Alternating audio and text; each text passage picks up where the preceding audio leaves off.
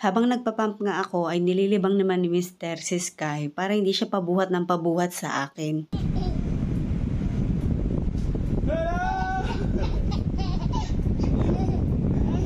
Nung nainip na si baby, ayan, dinala ko naman sa duyan para makita naman niya yung sa labas namin. Kaso nga lang, medyo alanganin na ako dito sa duyan na ito kasi nga sobrang likot na ni baby, pwede siyang mahulog. Ayan no, umaakyat-akyat pa talaga siya, hindi na siya pwedeng iwan mag-isa sa duyan niya. Nga pala baka meron kayong kakilala na naghahanap ng duyan, binibenta ko kasi itong duyan ni Sky para makabili kami ng ibang bagong gamit niya na magagamit namin habang tumatanda siya. Masinsinduyan nga pala yung tawag nila dito, with stand na din siya. Hindi mo na kailangang humanap pa ng pagsasabitan ng duyan dun sa kisame ninyo. 1.9 yung bili namin dito, pero ibabagsak presyo namin siya dun sa mga bibili. Taga-Tarlac lang sana para hindi nagagastos pa ng ipang papadeliver. Ipagluluto ko nga pala sa Sky ngayon ng tinola. Itong tinola na to para sa mga baby talaga. Kumuha lang ako ng malunggay sa aming bakuran. Mas maganda kapag meron kayong sariling tanim para hindi na nangihingi sa ibang tao. Bumili lang ako nitong airtight container. Pwede talaga freezer ito. Tapos bumili ako ng breast na chicken,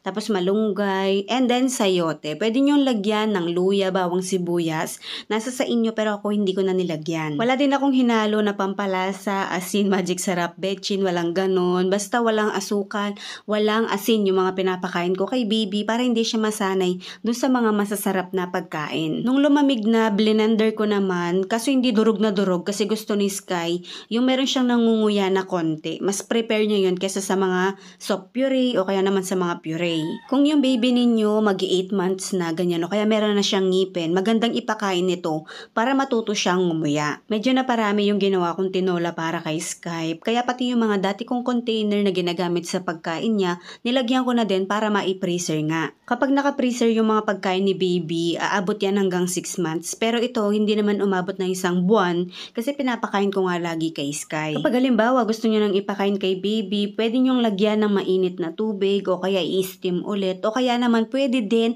na ilagay nyo na lang sa itaas nung kumukulong kanin kapag magluluto na kayo. Nga pala, ingat sa pagpapakain ng chicken kay baby, tignan nyo muna kung allergic or may allergy sa mga ganitong klaseng pagkain si baby. At ayan na nga, gustong gusto ni baby tong pagkain na to kasi nandito na yung kanin, nandito na yung ulam, tapos meron din siya mga gulay. Ito nga pala yung gamit namin na pag-inuman ni baby kasi ayaw na niya sa bottle. Kaya nung na-discover namin na gusto niyang umiinom dito na namin siya pinapainom. Tapos nakaka-poops na din siya daily dahil sa marami na siya naiinom na water. Pagkatapos niya kumain, syempre wag natin kakalimutang painumin ng vitamin si baby. Pag nag-6 na buwan na yung mga babies ninyo, hanapan nyo na ng pwedeng vitamins na ipainom sa kanila.